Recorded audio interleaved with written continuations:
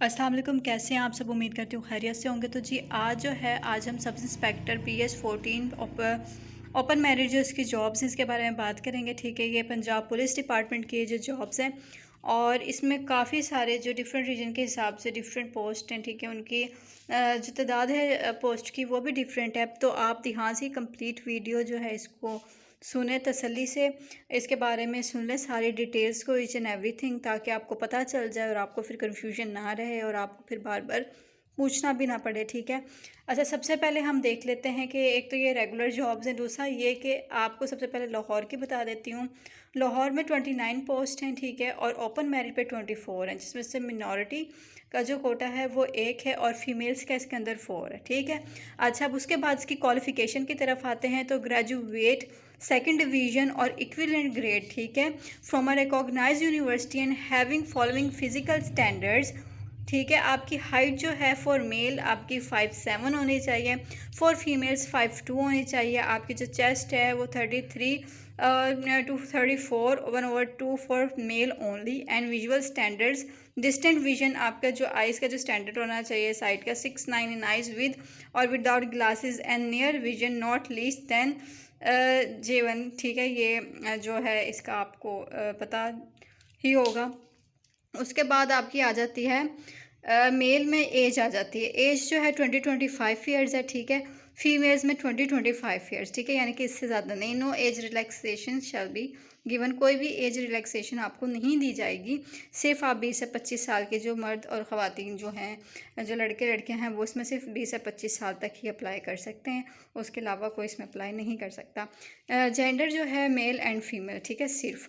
और डोमिसाइल लाहौर है आपका। Place of posting all over Punjab, कहीं भी हो सकता है। ठीक है, वैसे ये लाहौर बेस्ड जॉब्स हैं। ठीक है। अच्छा, इसके अंदर अब सिलेबस जो है वो देख लें, क्योंकि अब जो मैं आपको बताने जा रही हूँ डिफरेंट रीजन्स की, वो एक जैसी ही होने वाली हैं। ठीक है, और इन सबका सेम सिलेबस है, सेम रिक्वायरमेंट्स हैं, फिजिकल एजुकेशन स्टैंडर्ड। ठीक है, सब कुछ, सिर्फ मैं आपको पोस्ट में डिफरेंस है वो बता देती हूँ। अच्छा, इसका सिलेबस कैसे होने वाला है? तो इसका सिलेबस जो होगा वो होगा फॉर रिटन एग्जामिनेशन टेस्ट जो है आपका 1 पेपर MCQs होगा। ठीक है, 1 पेपर MCQs, उसमें वही आपको 90 मिनट्स मिलेंगे, 100 MCQs होंगे आपके। ठीक है, अब उसमें क्या क्या होगा, आपका इस पोर्शन जो है उन्होंने डिवाइड कर दिया है। अब आपके 20 मार्क्स पे ये सारा होगा। ठीक है, इसमें डिवीज़न है मार्क्स की, वो मैं आपको बताती हूँ। साथ साथ इसमें जनरल नॉलेज है। ठीक है, इसके अंदर है general ability including general knowledge आ जाती है, पाकिस्तान स्टडीज़ आ जाती है, करंट अफेयर्स आ जाते हैं, जनरल मैथमेटिक्स आ जाता है, उर्दू और एवरीडे साइंस आ जाती है। ठीक है, उसके बाद अगर हम इंग्लिश की बात करते हैं तो इंग्लिश के अंदर सिनोनियम्स आ जाते हैं, एंटोनियम्स आ जाते हैं, सेंटेंसेस आ जाते हैं, सेंटेंस कंप्लीशन आ जाती है, इसमें वन वर्ड सब्स्टिट्यूशन आ जाते हैं, और इसके साथ साथ आ जाते हैं इडियम्स। ठीक है, और बेसिक कंप्यूटर स्टडीज़ में आ जाता है usage of basic software like MS office. ठीक है, record keeping, internet, email etcetera, जो कि बेसिक चीज़ें होती हैं, इन सब के बारे में आपको पता हो और आपको आने भी चाहिए ये सब कुछ। ठीक है, ये तो पेपर के लिए है, बाकी आपको प्रैक्टिकली भी आना चाहिए इन चीज़ों के बारे में। देन हमारे पास आ जाती है जो पोस्ट हैं शेखुपुरा की जो आ जाती हैं वो 33 पोस्ट हैं। ठीक है, मेल फीमेल, अगेन इसमें फ़ीमेल का कोटा 3 है और मिनॉरिटीज़ का जो कोटा है वो 1 है, और ओपन मेरिट 19 सीट्स पे है इसके ऊपर। ठीक है, ओपन मेरिट इसका, और बाकी इसकी जो क्वालिफ़िकेशन है सेम एज़ अबव है, और इसमें एज भी सेम एज़ अबव है। जेंडर भी जो है इसके अंदर मेल फीमेल, शेखुपुरा नानकाना साहिब, आपका डोमिसाइल जो है शेखुपुरा नानकाना साहिब और कसूर। ठीक है, और प्लेस ऑफ पोस्टिंग जो है ऑल ओवर पंजाब आपका है, सेम सिलेबस है। इसके बाद आ जाती है हमारे पास सब इंस्पेक्टर गुजरावाला रीजन की, तो इसमें 45 पोस्ट हैं। इसके अंदर जो है ओपन मेरिट 36 पोस्ट पे है, मिनॉरिटी कोटा 2 है, फीमेल कोटा 7 है। इसमें क्वालिफिकेशन सेम है एज अबव है, और इसके अंदर जो है आपकी एज भी सेम एज अबव है, इसका जो जेंडर है वो भी सेम है। डोमिसाइल गुजरावाला, सियालकोट, नारोवाल और हाफजाबाद का होता है, और MB दीन और एंड गुजरात ये आपका हो। ठीक है, इसके अंदर डोमिसाइल। नेक्स्ट जो है इसके अंदर है 38 सीट्स हैं रावलपिंडी रीजन की। ठीक है, सब इंस्पेक्टर की। इसके अंदर मिनॉरिटी कोटा जो है 2 है और फीमेल कोटा 6 है इसके अंदर, और बाकी दोनों चीज़ें सेम एज अबव हैं। आपका डोमिसाइल जो है वो रावलपिंडी, अटोक, चकवाल, जहलुम और मरी में से हो, सिलेबस आपका सेम है। उसके बाद आ जाती हैं सरगोदा रीजन की, तो इसमें भी सारा सेम है। ठीक है, फीमेल जो कोटा है 5 है और मिनॉरिटी कोटा इसके अंदर 2 है और सब कुछ सेम है। इसके अंदर डोमिसाइल सरगोदा, भाकर, खुशाब और मियांवाली का होना चाहिए। बाकी सिलेबस आपका सेम है इसके अंदर। फिर से यहाँ पे आ जाते हैं फैसलाबाद रीजन की आ जाती है, तो इसमें 30 सीट्स हैं और इसमें ओपन पे हैं 23 है कोटा। इसमें मिनॉरिटीज़ का 2 है, फीमेल 5 है और बाकी दोनों चीज़ें सेम एज अबव।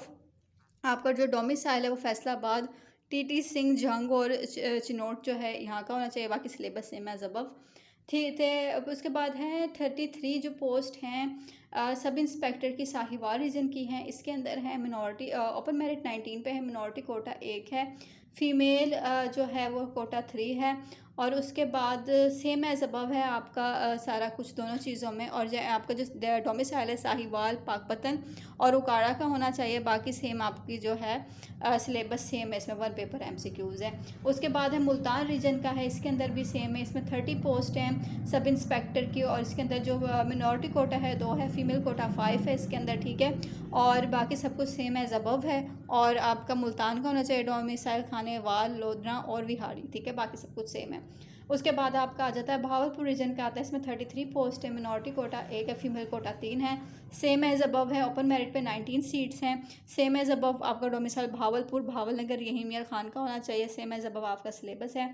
देन हमारे पास है sub inspector DG Khan reason की हैं, इसमें 29 है, 24 पे आपका ओपन मेरिट है, मिनॉरिटीज़ कोटा 1 है, फीमेल कोटा 4 है, same age above, same age above आपकी दोनों चीज़ें। उसके बाद डोमिसाइल DG खान मुजफ्फरगढ़, राजनपुर और लिया, ठीक है। और सेम एज अबव आपका सिलेबस होगा, ठीक है।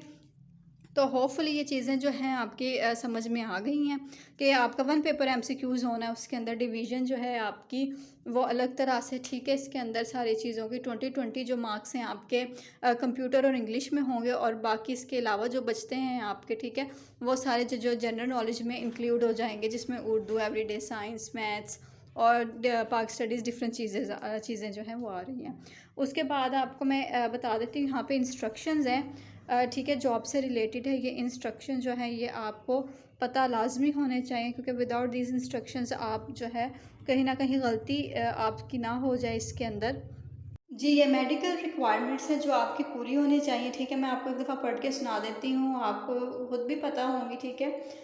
Candidate must get medical certificate mentioning all physical measurement issued or on or before closing date, signed and stamped by the medical superintendent of district headquarter hospitals or service hospital Lahore or police line hospital Lahore, and enter the same physical standard in their online application form as per medical certificate of physical standard. वो कहते हैं कि आपको अपना जो physical measurement और सारा कुछ जो है वो आपने खुद जाके करना है। पहले मेडिकल सर्टिफिकेट जो है, और वो आपने करवाना कहाँ से, अप्लाई करने से पहले आपने करवाना किन किन हॉस्पिटल से, डिस्ट्रिक्ट हेडक्वार्टर हॉस्पिटल लाहौर से, ठीक है, या इसके अलावा सर्विस हॉस्पिटल लाहौर से या पुलिस लाइन हॉस्पिटल लाहौर से।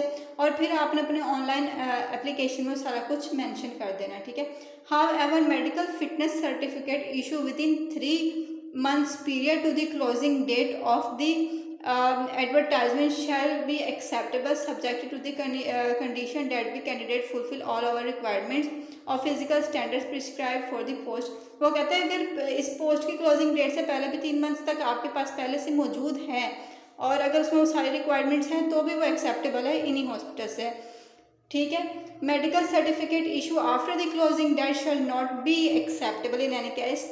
अगर आप क्लोजिंग डेट के बाद दोगे तो वो बिल्कुल भी एक्सेप्टेबल नहीं होगा, ठीक है। Medical certificate tempered with or containing any overwriting eligible entry will not be accepted unless the tampering overwriting is properly signed and stamped by the MS within closing date, ठीक है। Any change, correction, rectification in any form in medical certificate after the closing date will not be accepted. Incomplete medical certificates such as without mentioning height, vision, chest expansion, picture, signature and stamp of the MS or any entry subsequently will not be accepted, and candidate will not be also be given any extra time to make up। ये सारी जो चीज़ें ना आपको on the time करनी है। आपकी exact height, vision, chest जो बताई गई है वो सारी चीज़ें A to Z इसमें मौजूद होनी चाहिए, कुछ एक्स्ट्रा इसके अंदर नहीं डालना।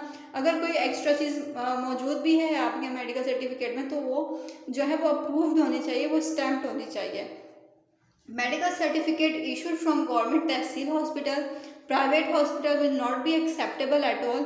ये इन हॉस्पिटल से अगर आप मेडिकल सर्टिफिकेट बनवाएंगे तो ये एक्सेप्टेबल नहीं है।